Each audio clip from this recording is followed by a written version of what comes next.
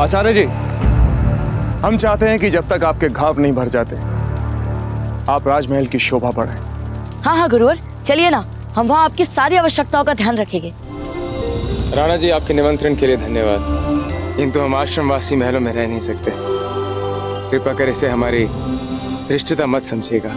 आचार्य जी, हम आपके विचारों का सम्मान करते हैं, इसलिए जब तक आपका स्वास्थ्य पूरी तरह से ठीक नहीं हो जाता हमारे राजवैद्य जी आपके आश्रम में आके आपका उपचार करेंगे। ठीक है राणा जी। कुंवर प्रताप, कुंवर शक्ति, आचार्य जी को घोड़े पर उनके आश्रम छोड़ाइए। धन्यवाद राणा जी।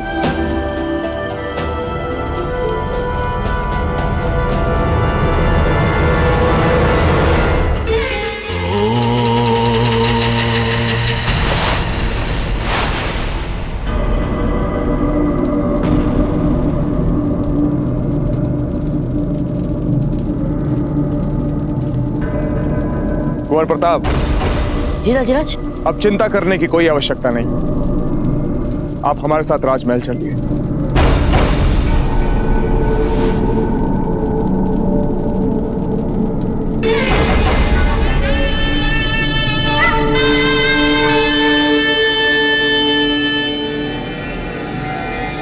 रावत जी, वैसे तो इब्राहिम खान की मृत्यु हो गई है, परंतु हमें नहीं लगता कि बात यहां पर समाप्त हुई है।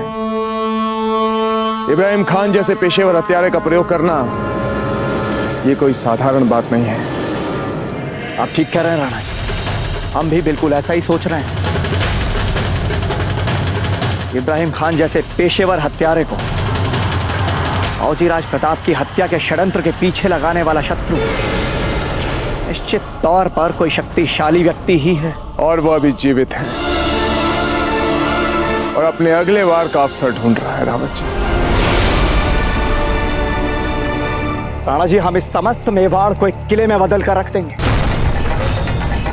और इस षड्यंत्र के सूत्र खोजने में हम अपने सुरक्षा तंत्र को इतना कड़ा बना देंगे कि अब शत्रु चाहे नर्क में ही जाकर क्यों ना छुप जाए, हम उसे ढूंढकर ही दम लेंगे।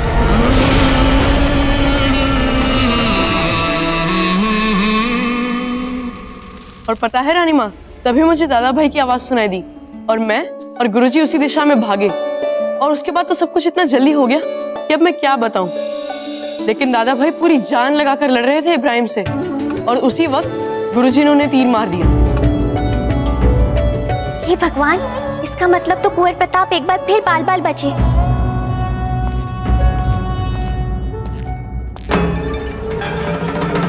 जीजा, सब कुछ जानकर भी आप बार बार ये सब क्यों करती हैं? हम बार बार क्या कर रहे हैं?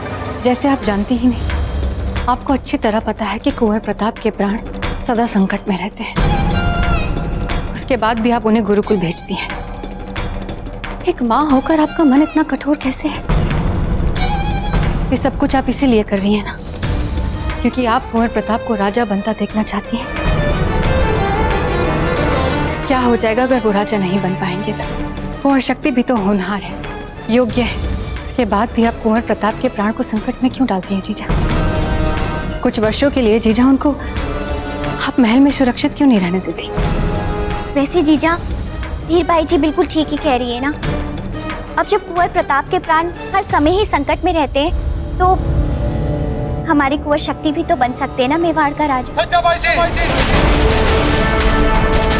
हमने पहले भी आपसे एक बार कहा है और आज वापस दोहरा रहे हैं, राजकाज के मामलों में बिना सोचे समझे कुछ मत कहा कीजिए आप।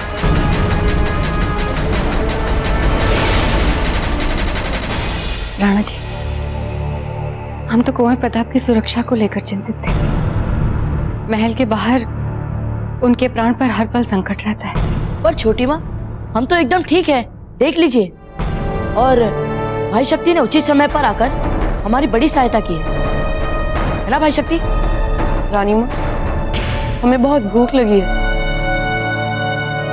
आइए आइए हमारे साथ। धर्षराज, हमें आज्ञा दीजिए।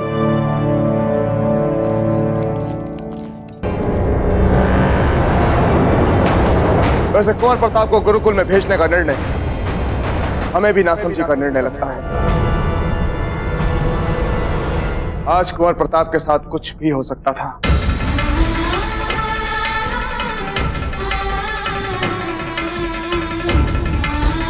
क्षमा चाहते हैं हुकुम।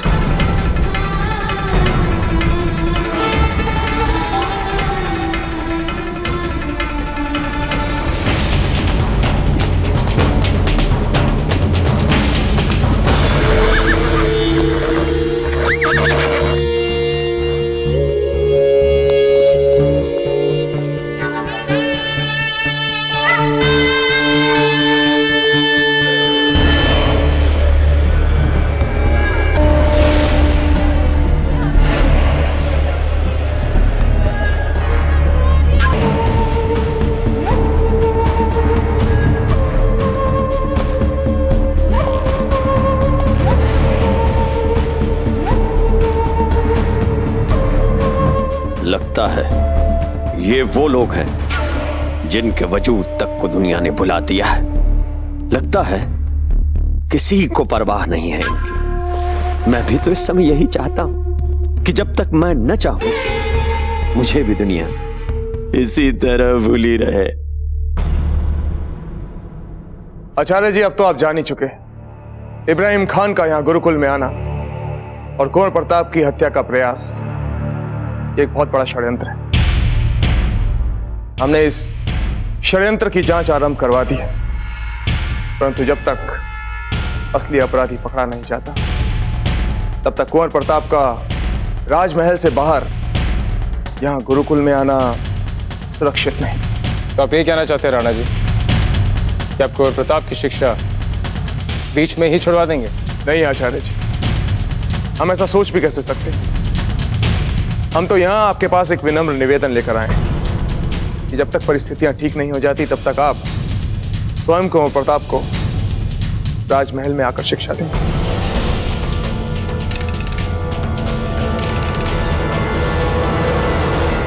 क्षमा कीजिए राणा जी, कुंवर प्रताप आपके पुत्र हैं, मेवाड़ के संभाविक नरेश हैं, किंतु हमारे लिए हमारे बाकी विद्यार्थियों की तरह मात्र एक विद्यार्थी हैं। यदि ये महल में आके उन्हें शिक्षा प्रदान करेंगे तो हमारे बाकी विद्यार्थियों के साथ यह अन्याय होगा। रही बात उनकी सुरक्षा की, तो हम कई वर्षों से शिक्षा प्रदान कर रहे हैं, किंतु हमारे अनुभव में आज तक ऐसा कोई विद्यार्थी नहीं आया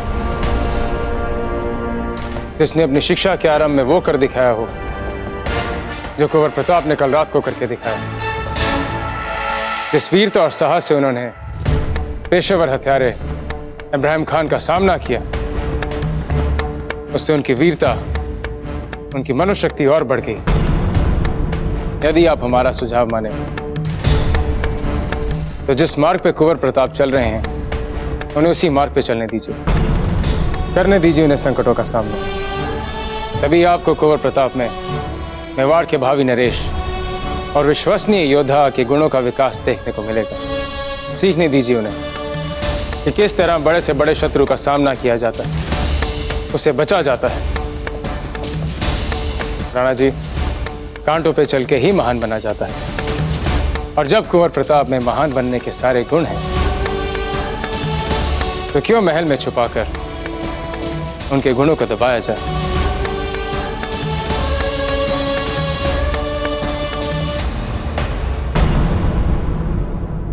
नहीं धीर भाई जी, हमने आचार्य जी को समझाने का बहुत प्रयास किया कि वो राजमहल में आकर कुंवर प्रताप को शिक्षा दे, परंतु उनका कहना है कि यह कुंवर प्रताप के हित में होगा अगर वो गुरुकुल में आकर शिक्षा ले। तो फिर क्या निर्णय लिया राणा जी आपने? यही कि हम अपने आदेशों को आचार्य जी पर थोपेंगे नहीं। कुंवर प्रताप की शिक्षा के मामले में जो भी उन्हें उचित लगे उन्हें करने दिया जाए। पर राणा जी, कुंवर प्रताप के लिए महल के बाहर संकट बढ़ता जा रहा है। पहले महल के बाहर संकट था, अब तो महल के अंदर भी संकट बढ़ता जा रहा है। हमारा तो आपसे यही सुझाव है राणा जी कि इसके पहले कि महल का ये संकट अनियंत्रित हो जाए, आप उनका सामना करके उन्हें रोक लीजिए। महल के भीतर के संकट आप कहना क्या चाहती हैं धीर भाई जी?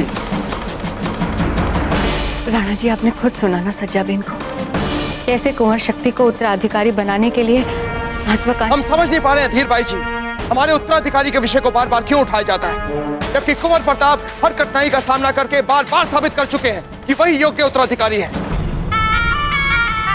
राणा जी, हम कुंवर शक्ति की बात बार बार इसलिए कर रहे हैं ताकि लोग ये बातें ना बनाएं कि हम कुंवर प्रताप को जो इतना चाहते हैं, इसीलिए हमने कुंवर शक्ति को अपना पक्ष रखने का उचित अवसर नहीं दिया। यदि आपकी निष्पक्षता पर कोई उंगली उठाए तो हमें बहुत बुरा लगेगा। तो क्या चाहती हैं आप, क्या करें हम? गुरुकुल में श्रेष्ठता की प्रतियोगिता होने वाली है। कुंवर शक्ति और कुंवर प्रताप में जो भी ये प्रतियोगिता जीते, उसे आप उत्तराधिकारी घोषित कर दीजिए। मेवाड़ की राजगद्दी पर कौन बैठेगा, इसका निर्णय हम गुरुकुल की शैक्षणिक प्रतियोगिता का परिणाम देख कर लें। तो इसमें बुरा क्या है राणा जी? कम से कम लोग इससे बातें तो नहीं बनाएंगे। ठीक है धीर भाई जी, अभी उस प्रतियोगिता में कुछ माह बाकी है, देखते हैं उसमें क्या होता है।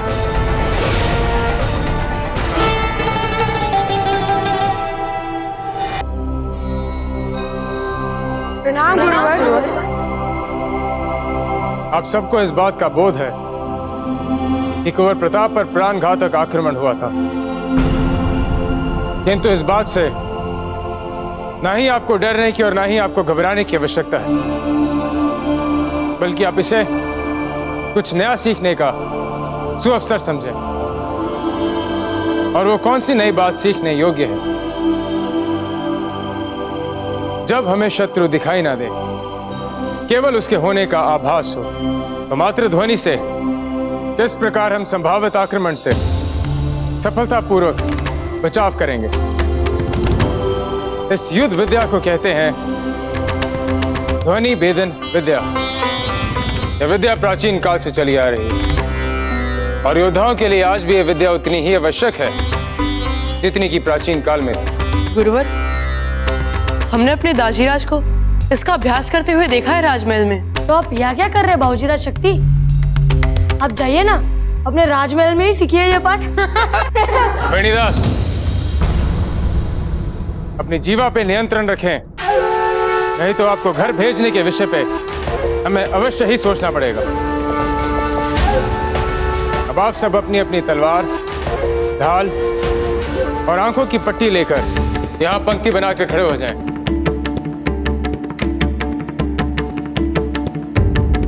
भाई शक्ति, वेणीदास की बात का बुरा मत मानिएगा, वो तो यूं ही हास प्रयास कर रहे थे। दादा भाई, हम यहाँ मित्र बनाने नहीं, एक सर्वश्रेष्ठ योद्धा बनने आए हैं। कुंवर प्रताप,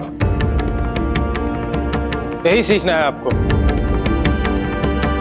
युद्ध के मैदान में शत्रु कब, कैसे, किस दिशा से आप पर वार कर दे कोई नहीं जानता। चालाक शत्रु कभी मित्र का चेहरा पहने तो कभी छिप कर वार करेगा।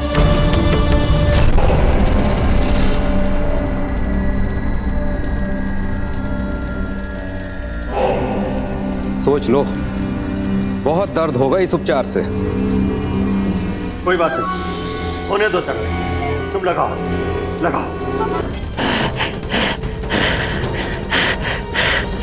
अल्लाह ने चाहा तो एक दिन किसी को इससे 100 गुना ज्यादा दर्द पहुंचाऊंगा मैं।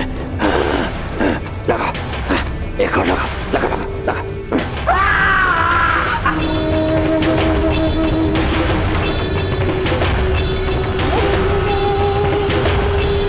इतने छोटे से काम के लिए इतनी स्वर्ण मुद्राएं? अभी काम पूरा का हुआ है, अभी तो चेहरे का उपचार बाकी है। लगा, चेहरे पे लगा। तुम जो कुछ मुझे करने के लिए कह रहे हो, उससे तुम्हारा चेहरा मोहरा पूरी तरह से बदल जाएगा। पहचान नहीं पाओगे तुम अपने आप को। मेरी पहचान मेरे मकसद से बड़ी नहीं है। करो, उपचार करो, करो।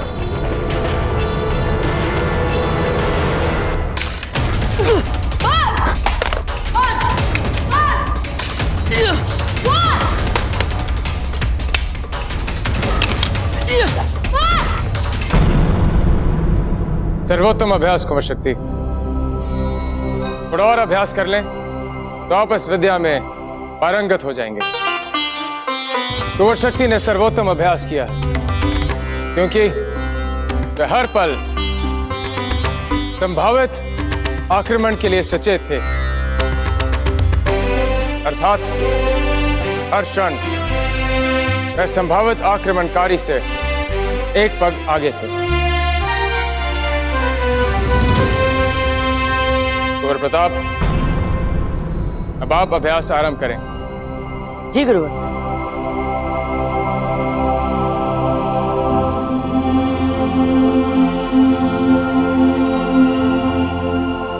ठहरिए। कुंवर प्रताप, आप इस अभ्यास को देख चुके हैं, इसलिए अब इस अभ्यास को आपके लिए और कठिन बनाया जाएगा। अब आक्रमणकारी पंक्ति में नहीं, बल्कि अब वो आपको चारों ओर से घेर के खड़े होंगे और मात्र ध्वनि से आपको आक्रमण की दिशा का बोध लगाना होगा और उसके आधार पर अपनी रक्षा भी करनी होगी। पर गुरुवर, यदि ये सब हमारी चारों ओर पंक्ति में नहीं खड़े होगे तो फिर हमें कैसे पता चलेगा कि कौन हम पर वार कर रहा है? यही तो आपको सीखना है। सभी विद्यार्थी घेरा बनाएं।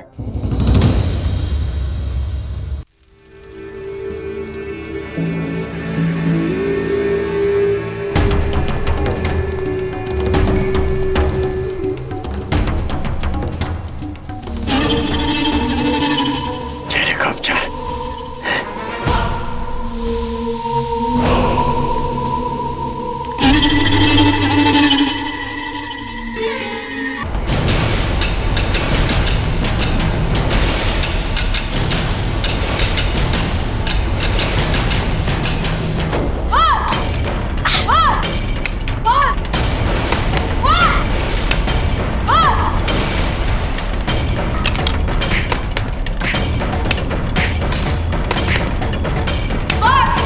ठहरिए। ये क्या कर रहे हैं आप कुंवर प्रताप? ध्यान कहाँ है आपका? ध्यान को इधर उधर ना भटकने दें। आक्रमण की दिशा में कान लगाएं, एकाग्रचित होने का प्रयास करें। प्रारंभ करें।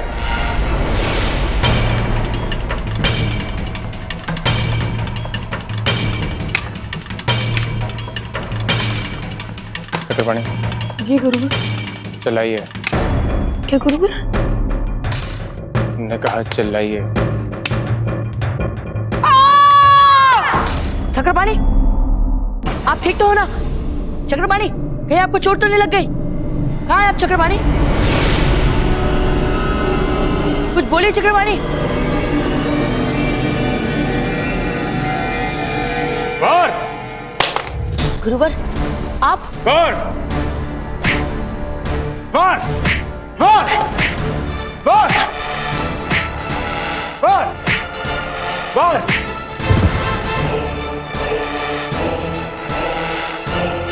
खड़े होइए कुंवर प्रताप। क्षमा कीजिए गुरुवर, हमसे नहीं होगा।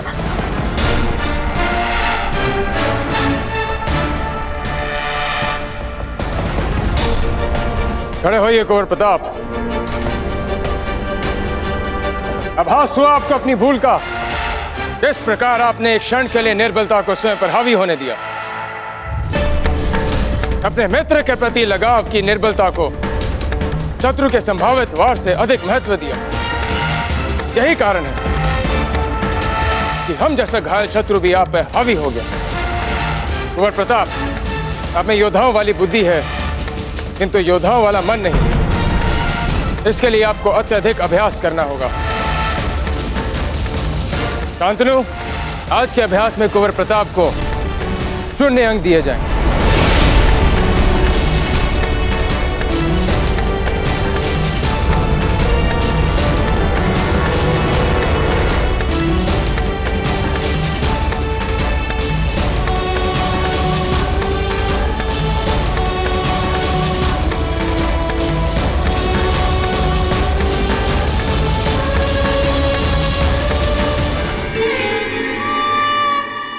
जब ये पट्टियां खुलेंगी तो तुम्हारा चेहरा मोहरा पूरी तरह से बदल चुका होगा।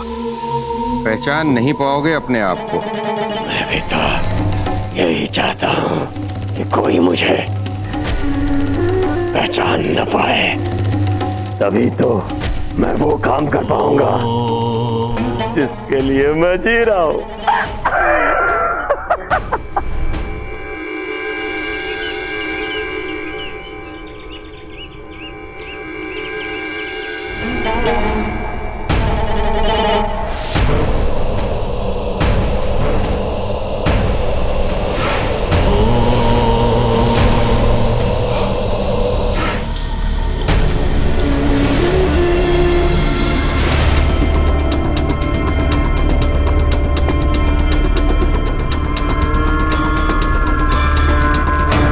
ऐसे साफ करोगी मेवाड़ नाथ के राज सिंहासन को, ऐसे सिंहासन पर बैठेगा हमारा पुत्र प्रताप। बाया, पकड़ लो इसे और डाल दो काल कोठरी में। क्षमा कर दीजिए हमें।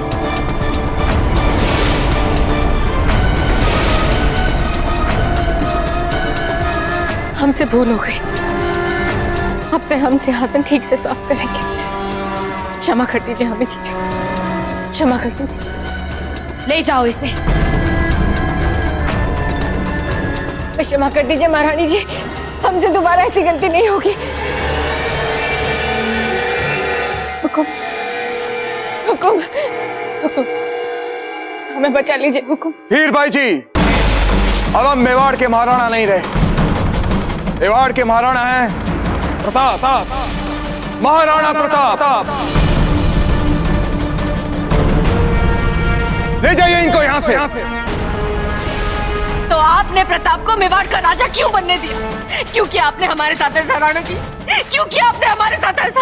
क्यों बनने दिया प्रताप को मेवाड़ का राजा? बताइए राणा जी, बताइए राणा जी, बताइए।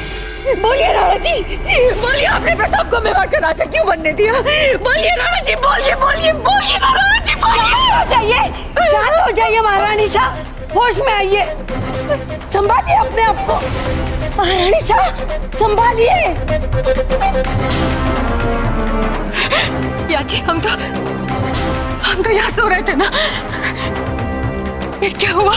महारानी साहब शांत हो जाइए, शांत हो जाइए आप। महारानी साहब, लगता है आपने फिर से कोई डरावना सपना देखा है। अब शांत हो जाइए महारानी साहब, होश में आइए, संभालिए अपने आप को।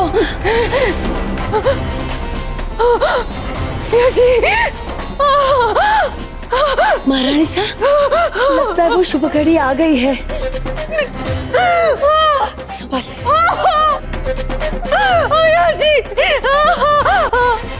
धीर भाई साहब की प्रसव पीड़ा आरंभ हो गई है, अब वो खुशी के पल आने ही वाले हैं। धीर भाई साहब की सच? हाँ रानी साहब। अरे वाह, ये लो, कितना अच्छा समाचार दिया है तुमने हमें। और जाओ जल्दी तुरंत राणा जी को शुभ समाचार दो। तुमने तो हमारा दिल ही खुश कर दिया। और सुनो, नए राजकुमार के आगमन की खुशी में इस राजमहल को नई नवीली दुल्हन की तरह सजाओ। हम बहुत खुश हैं।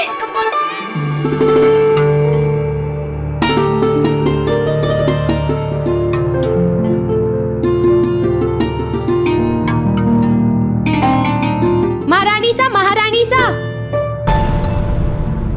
क्या बात है सुलेखा? धीर भाई साहब की प्रसव पीड़ा प्रारंभ हो गई है।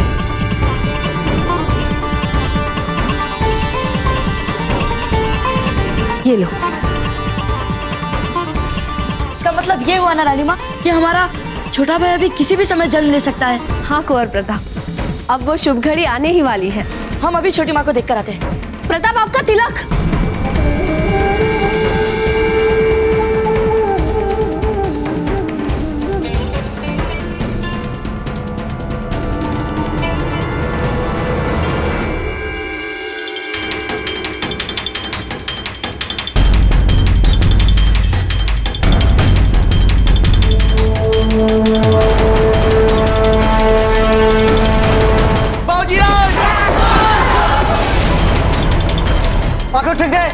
प्रताप,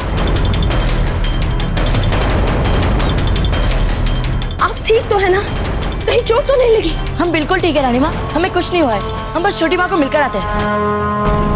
आप सब भी अपना काम करते रहिए। चलते रानी माँ।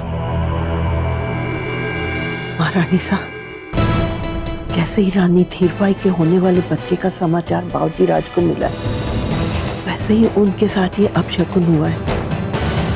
एक दिन जी बुरा न करे महारानी साहब। श्री कृष्णम शरणम मम, श्री कृष्णम शरणम मम, श्री कृष्णम शरणम मम। एकलिंगाय नमः स्वाहा। ओम एकलिंगाय नमः स्वाहा। पंडित जी, इस हवन के बाद तो हमारे होने वाले पुत्र पर इस तिथि का दुष्प्रभाव नहीं पड़ेगा ना?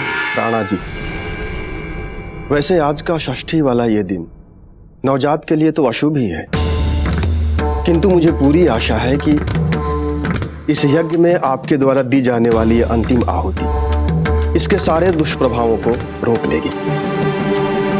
यज्ञ में अंतिम आहुति दे राणा जी। जी पंडित जी।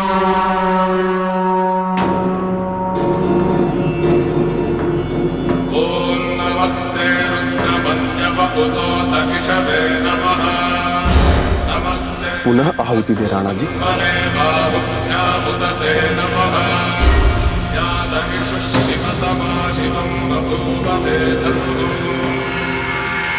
अविश्वसनीय। क्या हुआ पंडित जी? राणा जी, इतना सारा घी डालने के बाद भी हवन वेदी से धुआं ही धुआं उठ रहा है। अग्नि प्रज्वलित नहीं हो रही है। इसका क्या अर्थ है पंडित जी? अपशकुन राणा जी, अपशकुन। किंतु आप चिंता ना करें, व्यक्ति अपने प्रतिदिन के शुभ कर्मों से नियति के लेख बदल सकता है, और मुझे पूरा विश्वास है कि राजकुमार जन्म लेने के बाद अपनी नियति स्वयं गढ़ेंगे। खम्मा घड़ी अन्नदाता, मेवाड़ की प्रजा अपने महाराणा की प्रतीक्षा कर रही है। जाइए राणा जी, जितने पुण्य कर सकते हैं करें। आप गरीबों को जितना दान करेंगे, आपके होने वाले राजकुमार को उसका उतना ही लाभ मिलेगा। जी पंडित जी, आज्ञा दीजिए।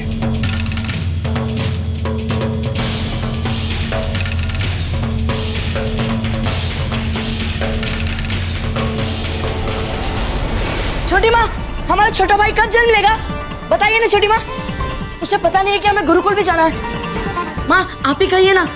प्रताप, आपके छोटे भाई उसी समय जन्म लेंगे जिस समय उन्हें जन्म लेना होगा। अब आप गुरुकुल जाइए, आपको देर हो रही। पर रानी माँ, यदि उन्हें जन्म लेते ही हमारी आवश्यकता पड़ गई तो हमें ऐसे समय उनके साथ रहना चाहिए ना। आपके छोटे भाई की हर आवश्यकता पूरी करने के लिए हम सब हैं यहाँ। अब आप समय पर गुरुकुल जाकर आपके छोटे भाई के लिए आदर्श प्रस्तुत करें, जाइए। पर जैसे हमारा छोटा भाई जन्म ले, आप ये शुभ समाचार हमारे गुरुकुल भिजवा दीजिएगा। अवश्य, हम अवश्य ऐसा करेंगे। अब जाइए।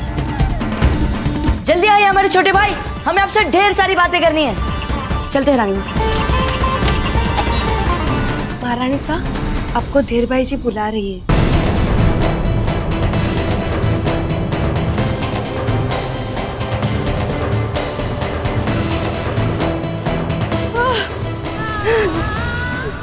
जीजा, जीजा,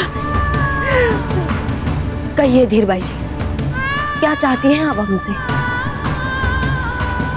जीजा, हमें बहुत बुरे विचार आ रहे हैं जीजा, बहुत बुरे विचार आ रहे हैं। हमें न जाने क्यों प्रताप का भय मन से जाता ही नहीं है जीजा। क्या करें? न जाने क्यों ऐसा लगता है जीजा कि प्रताप की कीर्ति के आगे हमारे बच्चे की पहचान गुम हो जाएगी। जीजा, आपने हमें रामायण सुनाई ताकि हमें अच्छा लगे। हमें अभी भी बुरे ख्याल आ रहे हैं जीजा, हमें अभी भी बुरे ख्याल आ रहे हैं। हमारे लिए रामायण पढ़िए जीजा, रामायण पढ़िए हमारे लिए। धीरबाई जी, भरोसा रखिए, सब ठीक हो जाएगा। कैकेयी ने मंथरा से डांटते हुए कहा, तू मुझे मेरे राम के विरुद्ध भड़काना चाहती है? तू मुझ में राम और भरत के लिए विद्वेष का विष भरना चाहती है? चली जा यहाँ से।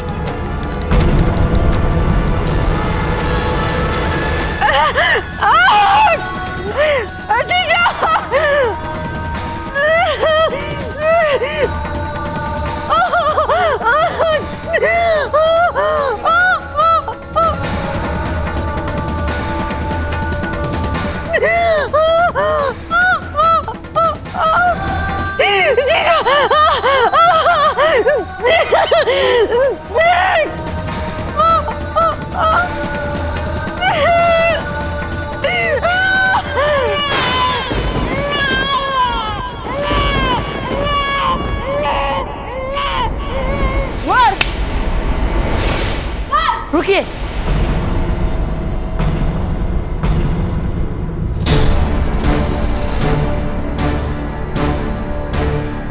अपने आंखों की पट्टी खोलिए।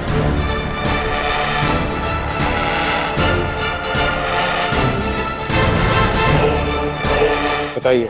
क्षमा कीजिए गुरुवर, वो अचानक से हमारे कानों में हमारे नवजात छोटे भाई के रोने के स्वर गूंज रहे थे।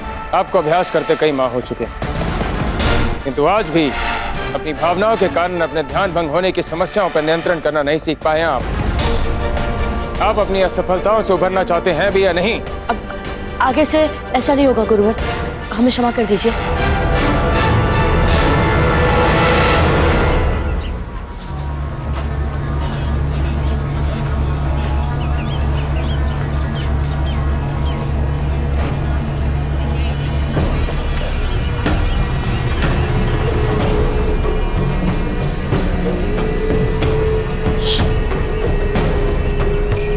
जो माल मंगवाया था वो आ गया। बात तो समझ में नहीं आ रही है, ये आत्मघाती काम क्यों कर रहे हो तुम? किसी सुनसान जगह पर भी तो ये माल लिया जा सकता था। सुनसान जगह पे किया गया कारोबार हमें चित्तौड़ के किले तक नहीं पहुंचाएगा। ये बेहतरीन बारूद है, सीमा पार से मंगवाया है। 50 मूरों से कम नहीं लूंगा इसका मैं। 50 नहीं, 100 रख लो। इतने तो साधारण निवाड़ी हो और अशरफिया इसे बांट रहे हो कि कई के राजा हो।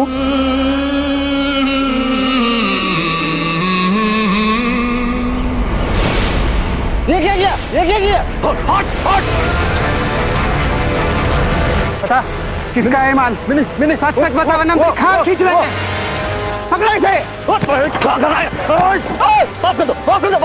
क्षमा बारूद खरीदते हो और क्षमा मांगते हो? नहीं जानते हो इस अपराध के लिए तुम्हें सालों काल कोठी में सड़ना होगा। नहीं चलो इसका न्याय नाथ करेंगे। चलो भाई। अरे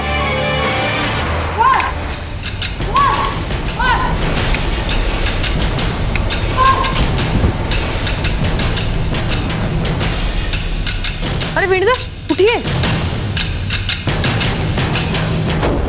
शांतनु, आज की अंक तालिका क्या कहती है?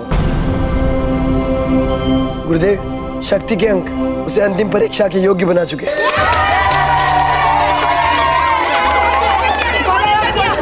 शांत हो जाओ। बाबूजीराव प्रताप और मान सिंह, आप दोनों के समान अंक आए। बहुत अच्छा कुंवर शक्ति।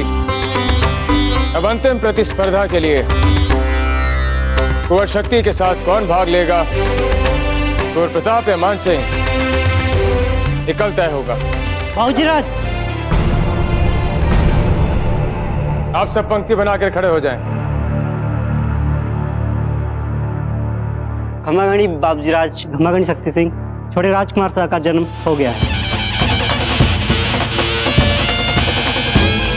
हमने कहा था ना गुरुवर कि हमारे कानों में हमारे छोटे भाई का रोना सुनाई पड़ा है। हमें तो तब से पता चल गया था जब हमारे छोटे भाई संसार में आए थे। गुरुवर, यदि आपकी आज्ञा हो तो क्या भाई शक्ति और हम हमारे छोटे भाई को देखने जाए?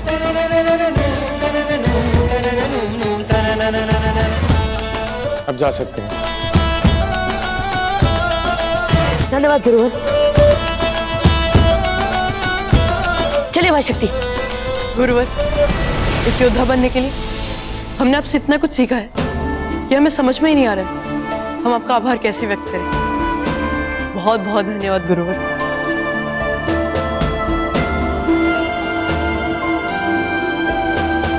चलिए दादा भाई।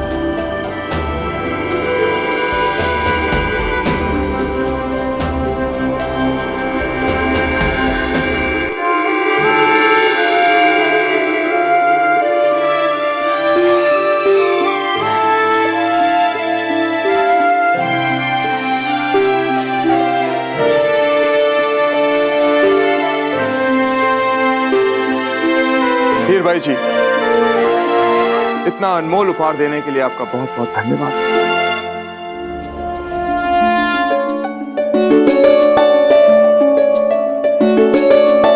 छोटी माँ, हमारा छोटा। वहीं रुक जाइए कुंवर प्रताप।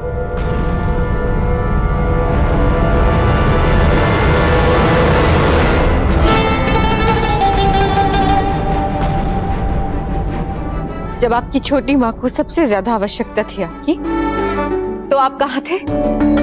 क्यों इतनी देर लगा दी आने में?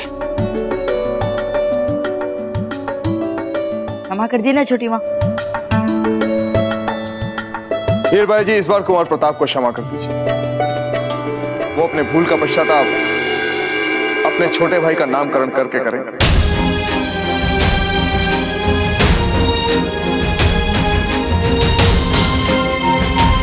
सच में छोटी माँ? अम्मागनी महाराणा साहब, नगर कोतवाल आपके दर्शन करना चाहते हैं। लीजिए कुंवर प्रताप, अपने छोटे भाई को संभालिए।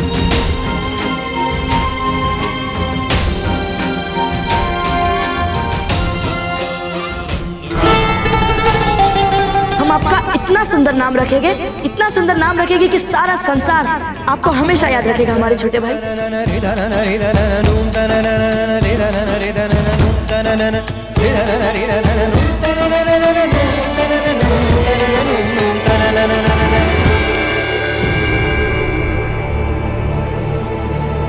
राणा जी, हमारे आदेश पर नगर अधीक्षक ने जिस व्यक्ति को भी संदेहास्पद कार्य करते हुए देखा है, उसे बंदी बनाकर इस गृह में डाल दिया। हमें लगता है कि इन सभी व्यक्तियों के लिए एक कठोर दंड निर्धारित किया जाए, ताकि हम बाबूजी राज प्रताप पर हुए इस प्राणघाती आक्रमण के षड्यंत्र का पता लगा सकें। रावत जी, अगर इनमें से किसी का भी हमारे शत्रुओं से कोई नाता नहीं निकला तो? आपका कहना उचित है राणा जी, किंतु इन सभी व्यक्तियों ने कार्य तो दंडनीय किया ही है। चलिए।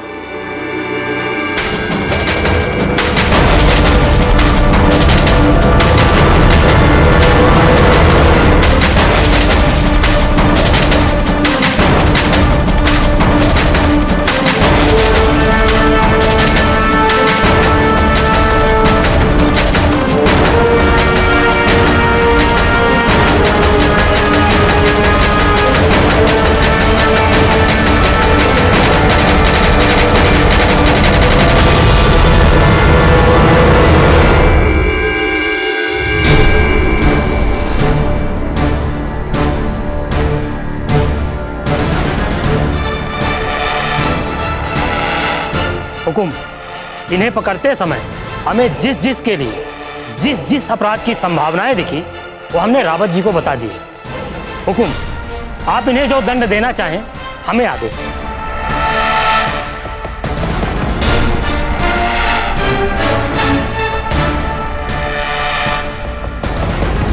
हम इन सभी अपराधियों को आज क्षमादान देते हैं।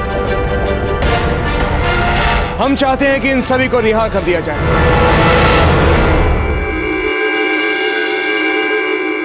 राणा जी, क्षमा कीजिए, किंतु इनमें से कुछ का अपराध बहुत गंभीर है। रावत जी, क्षमा हर घृणा को, हर क्रोध को, हर कुंठा को भलाई के रास्ते पर ला सकते।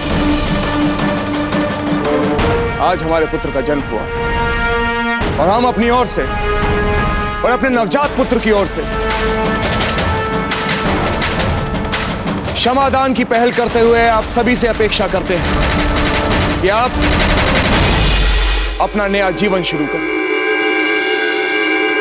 वो जीवन जिसमें अपराध नहीं, बल्कि क्षमा, प्यार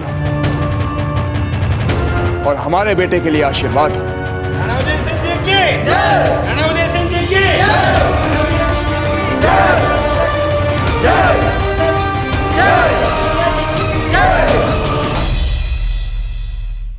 ऐसे और भी मजेदार वीडियो के लिए हमारे चैनल को लाइक, शेयर और सब्सक्राइब करें।